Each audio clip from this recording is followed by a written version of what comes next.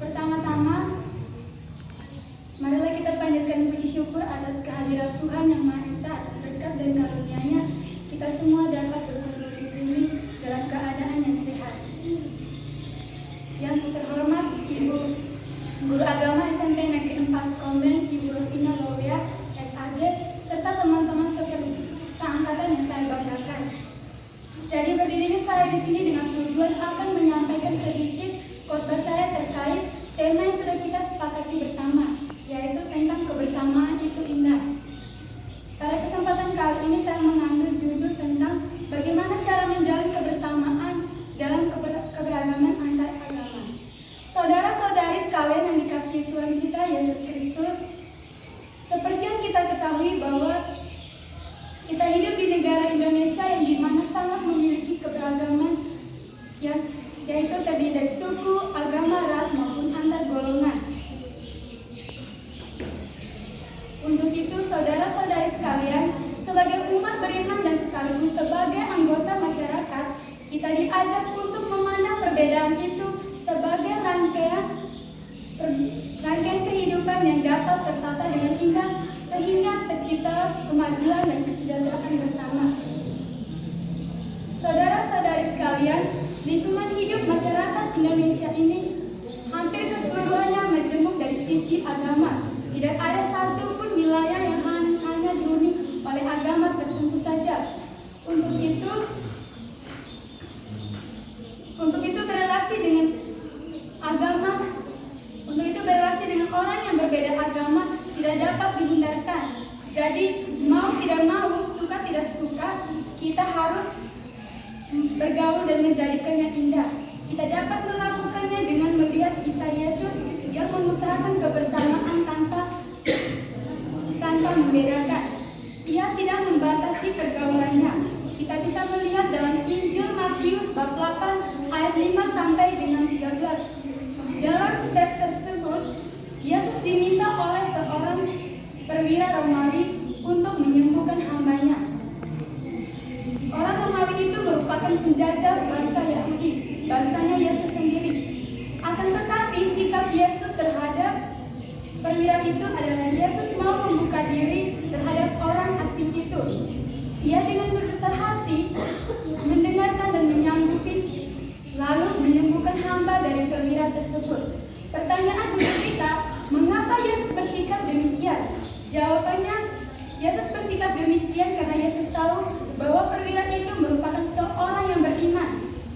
Mengapa dikatakan beriman? Karena ketika ia meminta bantuan terhadap Yesus, ia dengan rendah hati mengatakan bahwa dirinya tidak pantas menyambut Yesus dalam rumahnya karena dosa dan kelemahannya sebagai seorang yang beriman.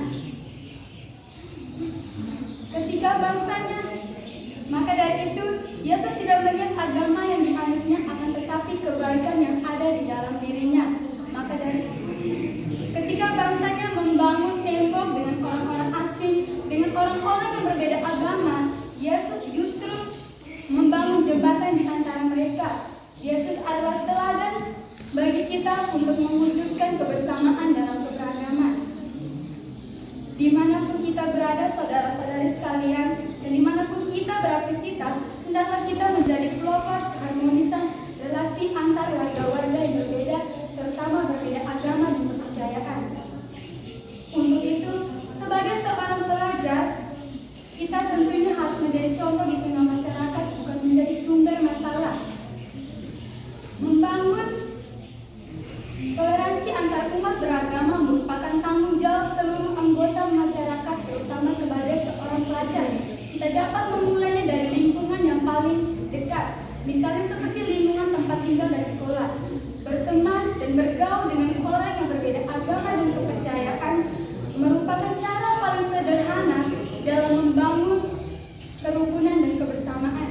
Jadi, harapan saya setelah mendengarkan khotbah ini, semoga kita semua dapat untuk terus membangun sikap toleransi untuk menjembatani perbedaan yang ada, karena melalui kerjasama dan sikap saling toleransi antara satu sama lain, maka terciptalah kebersamaan itu indah.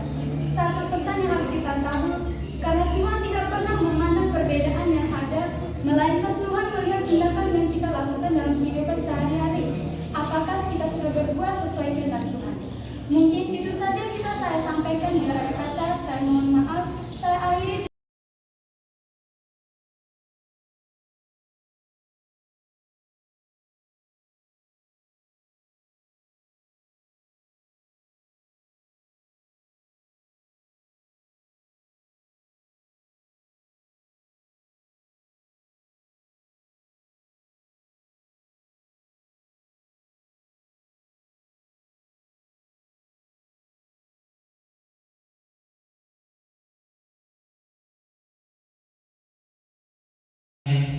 Dan sebelum saya memulai khotbah saya pada pagi hari ini, baiklah kita berdoa mulai. Berdoa, saya akan pimpin. Terima kasih Tuhan Yesus karena telah memberi seluruh peristirahatan kami tadi malam hingga pada pagi hari ini kami boleh kembali bangun dengan tubuh dan kuat tanpa kekurangan satu apapun. Tuhan Yesus, pada pagi hari ini kami ingin mendengar firman-Mu, kiranya firman ini dapat menjadi pengajaran bagi hidup kami Tuhan. Dan Tuhan Yesus, kami telah berdoa dan memulai firman Tuhan kami pada hari ini. Dan Tuhan Yesus, haleluya, amin. Shalom. Sekali lagi shalom. Saya ucapkan selamat pagi untuk seluruh teman-teman semua dan kepada Ibu Rosiana sebagai penilai kita pada pagi hari ini. Baiklah teman-teman, saya akan memulai khotbah saya hari ini dengan berjudul tentang penguasaan diri. Tapi sebelumnya, mari kita buka Alkitab kita yang terambil dalam Amsal 16 ayat 32. Amsal 16 ayat 32.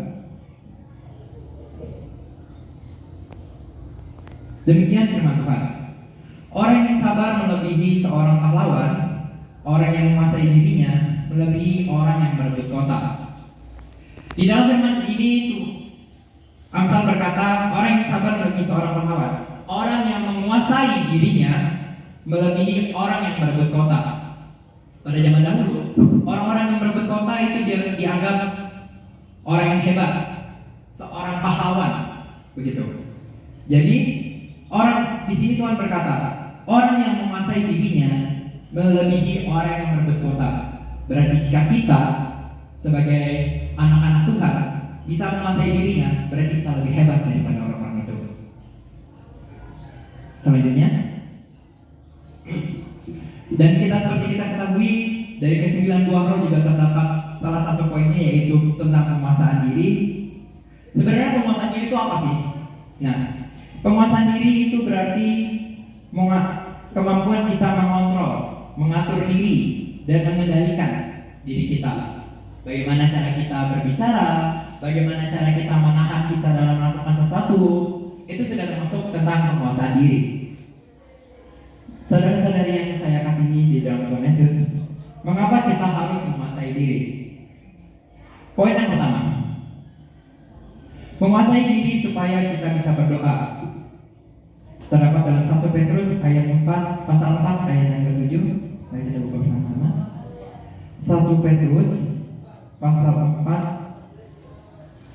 ayat 7. Baik. Demikian firman Tuhan. Kesudahan segala sesuatu sudah dekat. Karena itu kuasailah dirimu dan jadilah tenang, supaya kamu dapat berdoa.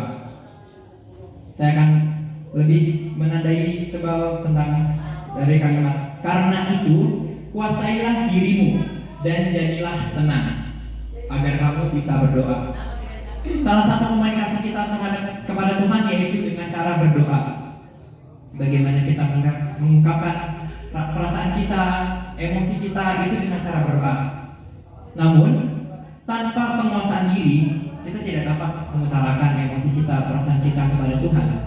Karena itu kita perlu penguasaan diri dan harus tenang agar kita dapat berkomunikasi dengan Tuhan Yesus.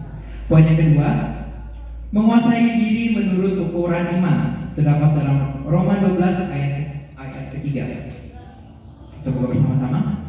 Roma 12 ayat yang ketiga. Baik, begini firman Tuhan. Berdasarkan kasih karunia yang dianugerahkan kepadaku, aku berkata kepada setiap orang di antara kamu, janganlah kamu memikirkan hal-hal yang lebih tinggi daripada hal yang patut kamu pikirkan. Tetapi hendaklah kamu berpikir begitu rupa sehingga kamu menguasai diri menurut ukuran iman yang dikaruniakan Allah kepada kamu masing-masing. Di sini Rasul Paulus berkata kepada umat yang ada di Roma, janganlah kamu memikirkan hal-hal yang lebih tinggi daripada yang patut kamu pikirkan. Memikirkan hal-hal tinggi itu seperti berpikir yang tidak bisa dicapai oleh manusia, oleh pemikiran manusia. Tetapi hendaklah kamu berpikir begitu rupa sehingga kamu menguasai diri menurut ukuran iman. Menurut ukuran iman, kita dapat menguasai diri kita menurut ukuran iman. seberapa besar iman kita, segitu besarnya juga kita dapat menguasai diri kita yang dikaruniakan Allah kepada kamu masing-masing. Dan poin yang ketiga, menguasai diri karena ada mahkota abadi. Terdapat dalam 1 Korintus pasal 9 ayat 25. Kita buka bersama-sama. 1 Korintus pasal 9 ayat 23. 1 Korintus pasal 20 ayat 25. Ayat 25. Oke, beginilah firman Tuhan. Tiap-tiap orang yang turut mengambil bagian dalam pertandingan menguasai dirinya dalam segala hal. Mereka berbuat demikian untuk memperoleh suatu mahkota yang fana, tetapi kita untuk memperoleh suatu mahkota yang abadi. Jadi di sini diibaratkan seperti orang-orang yang turut mengambil dalam bagian dalam pertandingan. Jika orang-orang mengambil bagian dalam pertandingan, mereka hanya mendapatkan mahkota yang fana, mereka hanya mendapatkan kejuaraan, mereka hanya mendapatkan kesenangan yang belum tentu semua orang dapat rasakan atau kesenangan yang abadi. Tetapi jika kita dapat menguasai diri kita, di sini dikatakan, tetapi kita untuk memperoleh suatu mahkota yang abadi, mahkota yang nyata, mahkota untuk kita yang berada di atas di surga bersama Tuhan Yesus. Itu adalah mahkota abadi sebenarnya. Bukan mahkota yang hanya kita mendapatkan kesenangan di dunia, tetapi mendapatkan kesenangan, kebahagiaan, kesuksesan di surga kelak. Baik, seperti yang bisa kita ambil contoh dalam ilustrasi ini adalah kisah Kain dan Habel. Teman-teman semua tahu kan kisah Kain dan Habel? Ya, Kain dan Habel itu saudara kandung. Mereka saudara kandung, tetapi karena sebuah keirian dari si Kain, sang kakak, dia dengan tega membunuh adiknya sendiri. Itu karena apa? Karena dia tidak dapat menguasai dirinya. Yang pertama, dia tidak dapat menguasai dirinya. Yang kedua, dia iri. Dia iri kepada bahkan iri kepada adiknya sendiri yang notabene saudara sama dia. Bahkan dengan saudara sama dia sudah tidak bisa menahan dirinya. Bagaimana dengan yang lain? Itu yang Tuhan ajarkan kepada kita. Kita harus bisa menguasai diri kita sendiri, menguasai perkataan kita, menguasai perbuatan kita, apa yang dapat kita lakukan kepada orang. Atau seperti dalam Amsal 25 ayat 28, kita buka bersama-sama lagi. Amsal 25 ayat 28. Amsal 25 ayat 28. Baik, jadi firman Tuhan. Orang yang tak dapat mengendalikan diri adalah seperti kota yang roboh temboknya. Di zaman dahulu, di zaman Tuhan Yesus Kristus, kota-kota masih memakai tembok sebagai pembatasnya. Di sini diibaratkan orang-orang yang tidak dapat menguasai dirinya itu sebagai tembok yang hampir roboh. Berarti dia tidak memiliki pendirian. Tembok itu tidak memiliki fondasi yang kokoh, tidak memiliki pendirian yang tegak, sehingga dia dapat rubuh. Maka dari itu di sini kita harus menguasai diri kita. Kita harus memiliki fondasi yang kokoh di dalam menguasai diri, agar kita sebagai anak-anak Tuhan dapat menguasai diri kita dengan baik. Baik, teman-teman semuanya, kedewasaan seseorang itu juga dipengaruhi oleh bagaimana cara dia menguasai dirinya. Semakin dia dewasa, semakin dia berpikir dewasa, dia semakin tahu bagaimana menguasai diri. Baik, saya akan berikan contoh. Kalau misalnya nih, teman-teman punya teman kan? Ada teman lah, teman A, kasih nama teman A. Teman A ini baik banget sama kalian. Tapi suatu saat kalau bertengkar karena suatu hal dan yang tidak mengenakannya, teman A itu mengumbar-umbarkan, beritahu kejelekan kalian kepada semua orang tentang ini, tentang itu. Dan kalian seperti kayak maksudnya dia ini apa gitu kan? Jadi kalian tidak dapat menguasai diri, kalian malah menjelek-jelekan dia gitu. Itu yang Tuhan tidak mau dari kita. Kita harus memiliki penguasaan diri. Jika teman A itu dia memang sudah menjelek-jelekan kita, ya sudah, kita biarkan saja dia. Terserah apa yang dia lakukan, karena jika kita dapat mengendalikan diri kita, Tuhan akan berpihak kepada kita. Begitu. Lalu jika kita tidak bisa menguasai diri kita juga bisa seperti tembok yang berroboh karena tidak memiliki fondasi yang kuat di dalamnya.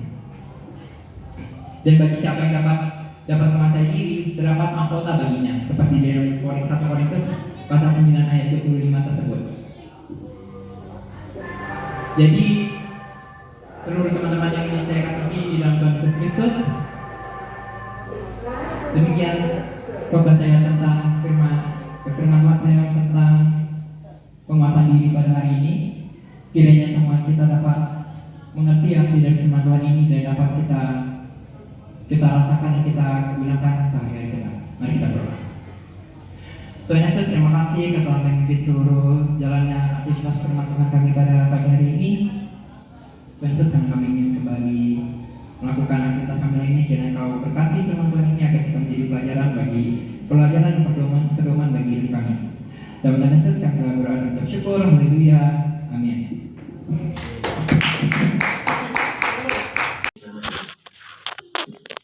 Yesus, terima kasih. Saat ini kita mulai berdoa. Kami akan membacakan firman Tuhan. Kiranya Kau memberkati kami dari awal hingga akhir. Mulai dalam Tuhan dalam nama Tuhan Yesus. Amin.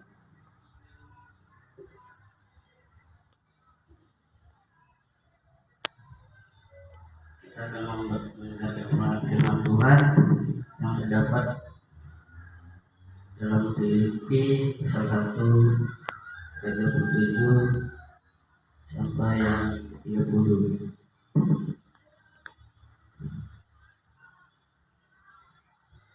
Hanya hendaklah hidupmu berkedanan dengan Injil Kristus, supaya apabila datang melihat, dan apabila tidak datang aku mendengar, bahwa kamu teguh berdiri dalam satu roh dan sehati sejiwa berjuang untuk iman yang timbul dari berita Injil. Ayat 28, dengan tiada dihindarkan sedikit pun oleh lawanmu. Bagi mereka semuanya itu adalah tanda kebinasaan, tetapi bagi kamu tanda keselamatan, dan itu datangnya dari Allah. Ayat 29, sebab kepada kamu dikaruniakan bukan saja untuk percaya kepada Kristus, melainkan juga untuk menderita untuk Dia. Dan untuk ayat 30 dalam pergumulan yang sama seperti yang dahulu kemudian padaku, dan yang sekarang kamu ingat tentang aku. Pada ayat ini saya akan memberikan tema, yaitu hidup berpadanan dengan Injil Kristus. Hidup berpadanan dengan Injil Kristus artinya teguh berdiri dalam satu roh, yaitu Roh Kudus. Yang kedua, sehati jiwa berjuang untuk iman yang timbul dari berita Injil. Yang tiga, tidak digentarkan sedikit pun oleh lawan kita, ialah iblis. Merasa Allah menuntut kita untuk berkedanan dengan Injil. Yang pertama, supaya orang lain memperoleh berkat dari kehidupan kita. Yang satu, melihat, memperhatikan, mempertimbangkan, mengunjungi, mengalami, artinya orang yang ada di sekitar, tahu lingkungan. Kedua, mendengarkan artinya orang jauh dari kita, dengar tentang Kristus dari kehidupan kita. Dalam ayat 27 ini, supaya orang memperoleh berkat dari kehidupan kita, kita harus menyadari bahwa hidup kita diberi kapasitas besar oleh Tuhan untuk manusia memberkati orang lain. Amin. Yang ketiga, kita diberikan kehebatan lebih daripada orang lain untuk manusia menjadi hebat. sifat dan kehebatan dalam kapasitas besar yang diberikan itu adalah agar orang yang dekat melihat kehidupan Kristus dalam kehidupannya, orang yang jauh mendengar tentang Yesus dari kehidupan kita. Yang kedua, alasan supaya kita mampu menderita karena Yesus. Kita menderita kematian artinya penderitaan itu membuat kita tahu dan berpengalaman karena ini sudah terkenal oleh dosa apapun dari siapapun yang hidup di dalamnya mesti mengalami penderitaan. Tapi bagi orang yang percaya kepada Kristus, kepada Yesus Kristus, menderita itu membuat dia kuat dan hebat. Tubuh yang tercemar oleh dosa ini pasti menderita atau mengalami kematian. Namun bagi orang percaya Yesus semua ada kebangkitan hidup. Tuhan selalu mengharapkan setiap orang percaya agar hidup berpegangan dengan Injil Yesus Kristus, karena hanya dengan hidup berpegangan dengan Injil yang membuat orang lain memperoleh berkat dari kehidupan kita. Kita mampu menderita karena Yesus.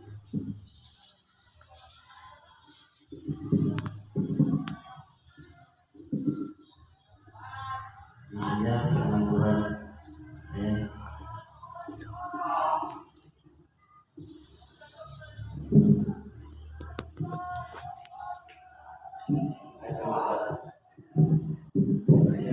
Terima kasih atas penyertaanmu.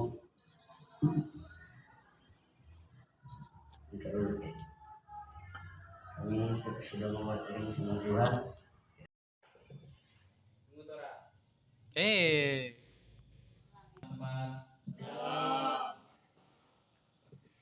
Kita akan mendengarkan firman Tuhan.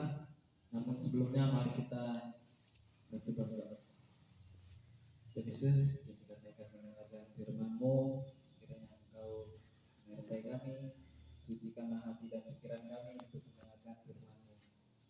Dengan doa dan ucapan syukur kami Tuhan, dalam nama Tuhan Yesus juga. Saya akan tema yang saya akan bacakan kepada hari ini adalah Allah mengasihi kita, yang terdapat dalam Yohanes pasal 1 Yohanes pasal 3 ayat 16 sampai 17. Karena begitu besar kasih Allah akan karunia ini, sehingga Ia telah mengaruniakan anaknya yang tunggal, supaya setiap orang yang percaya kepadanya tidak binasa, melainkan beroleh hidup yang kekal. Sebab Allah mengutus anaknya ke dalam dunia untuk menghakimi dunia, melainkan untuk menyelamatkan oleh Dia.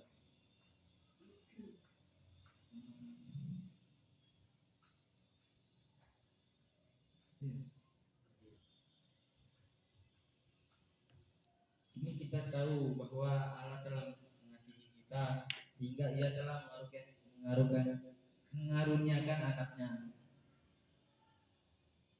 Allah tanpa alasan apapun selain karena mengasihi kita telah melakukan hal teramat luar biasa bagi kita, yaitu Ia telah mengaruniakan anaknya untuk mati bagi kita, supaya dengan menyatakan hal ini secara lebih jelas.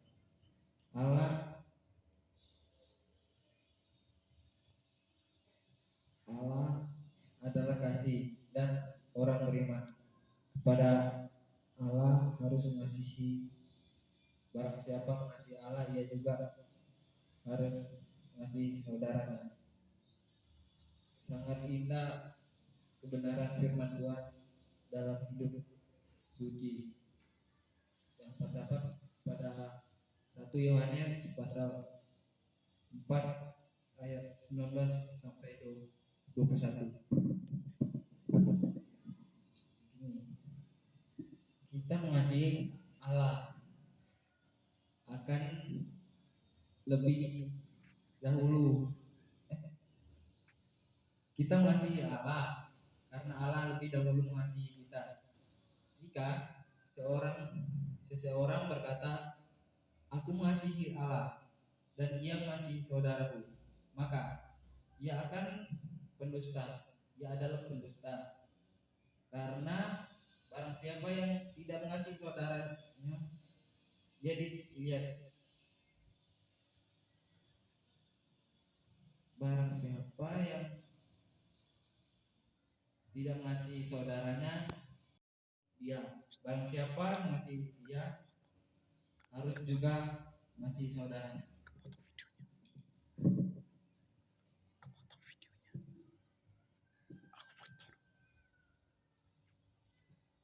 Saudara, mari kita saling mengasihi sebagai saudara-saudara sebangsa dan setanah air. Berdasarkan pada cerita Kristus yang menggerakkan persaudaraan dan saling mengasihi sebagai sama saudara, maka hidup dan kehidupan yang damai, rukun, aman dan sejahtera akan terwujud, dan keluarga bergereja, bermasyarakat, serta dalam berbangsa dan bernegara. Tuhan memberkati kita semua. Amin. Amin.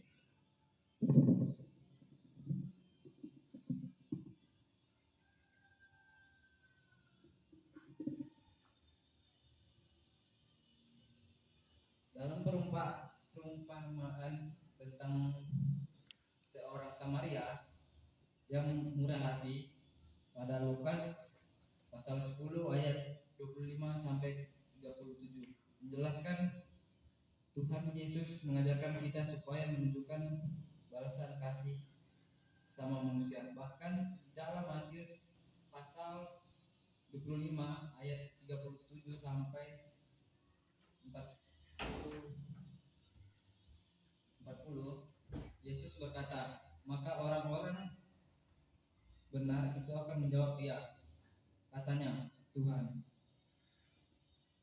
bila manakah kami melihat Engkau lapar dan kami memberi Engkau makan, atau haus kami memberikan Engkau minum? Bila manakah kami melihat Engkau sebagai orang yang asing dan kami memberi Engkau tumpangan atau belanjangan,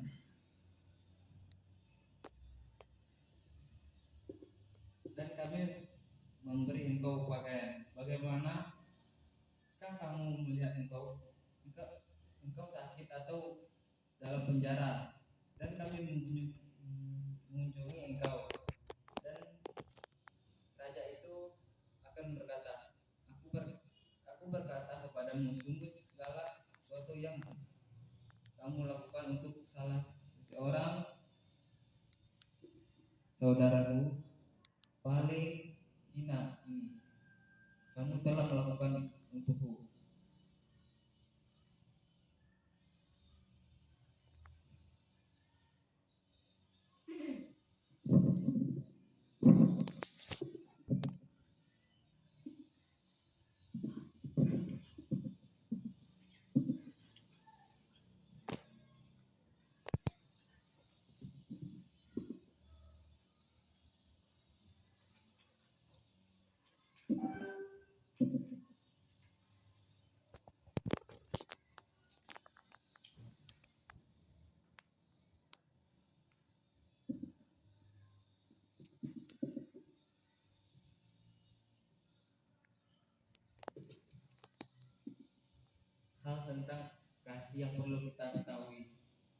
1. Tuhan Yesus ingin kita menghasilkan buah-buah roh. Dapat pada 1 Korintus pasal 13 ayat 1.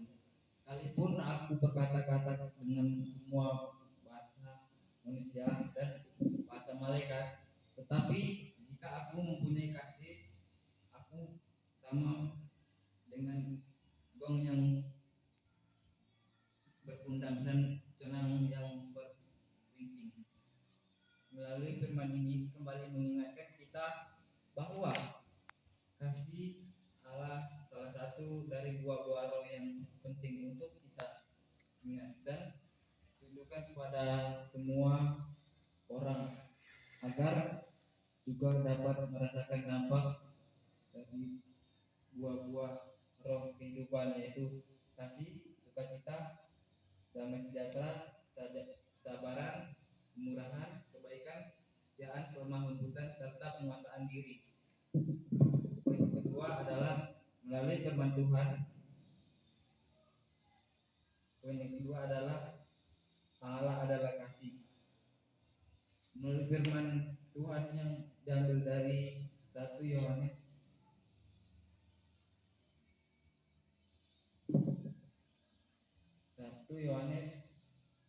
pasal 4 ayat 7 sampai 8 mengingatkan kita bahwa dengan jelas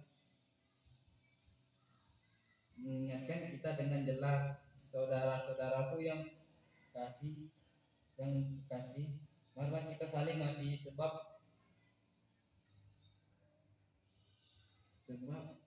kasih itu berasal dari Allah, dan setiap orang yang mengasihi lahir dari Allah dan mengenal Allah. Barang siapa tidak mengasihi, dia telah tidak mengenal Allah, sebab Allah adalah kasih.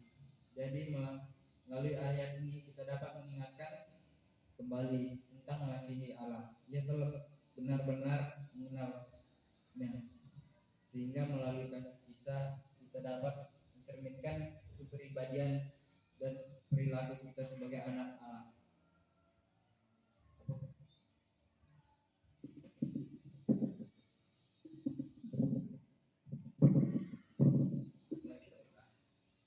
Tuhan, kami telah mendengarkan firman-Mu, kiranya Engkau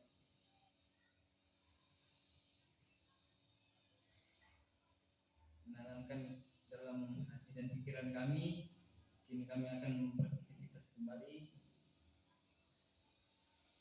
Inilah doa dan ucapan syukur kami dalam nama Tuhan Yesus.